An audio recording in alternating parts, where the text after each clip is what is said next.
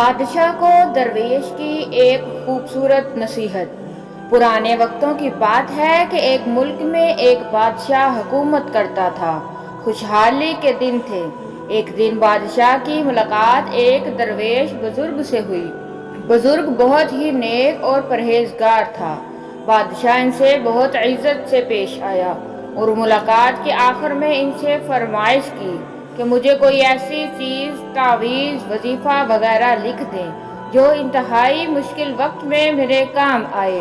بزرگ خاموش رہے، لیکن بادشاہ کا اصرار بڑھا تو انہوں نے ایک کاغذ کے ٹکڑے پر کچھ لکھ کر دیا اور کہا کہ اس کاغذ کو اس وقت کھولنا جب تم سمجھو کہ بس اب اس کے آگے تم کچھ نہیں کر سکتے، یعنی اس کاغذ کو انتہائی مشکل وقت میں کھولنا۔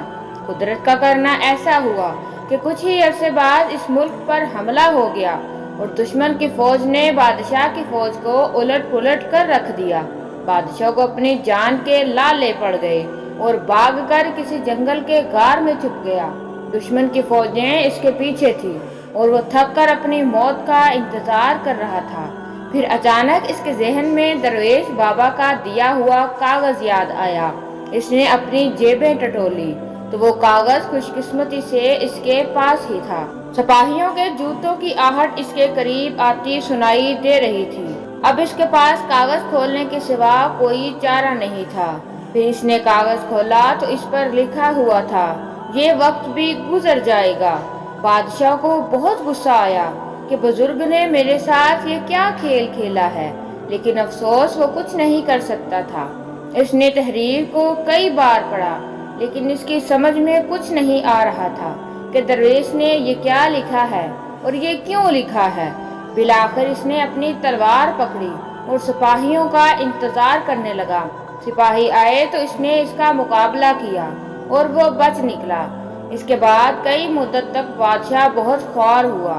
کافی سال وہ اس مصیبت کو جھیلتا رہا۔ آخرکار اس نے دوبارہ ہمت کی اور اپنی فوج اکٹھی کرنا شروع کر دی۔ کافی سالوں کی محنت کے بعد اس نے اپنی فوج اکٹھی کر لی اور دوبارہ اس سے ملک پر حملہ کر دیا اور خوش قسمتی سے اس جنگ میں اس کو فتح نصیب ہوئی اور وہ پھر ایک بار اس سلطنت کا بادشاہ بن گیا۔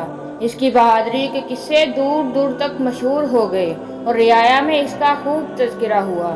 اس کے دربار میں دربار سے باہر لوگ صرف اپنے بہادر بادشاہ کو دیکھنے کے لیے آنے لگے۔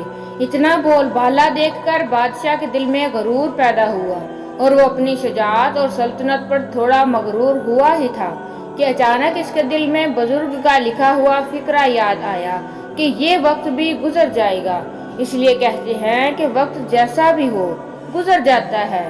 ہمیں چاہیے کہ ہم مشکل وقت میں صبر کا دامن اپنے ہاتھ سے نہ چھوڑیں اور اپنے اچھے وقت میں اپنے آپ کو تکبر سے بچائیں، کیونکہ وقت جیسا بھی ہو، اچھا ہو یا برا ہو، گزر جاتا ہے۔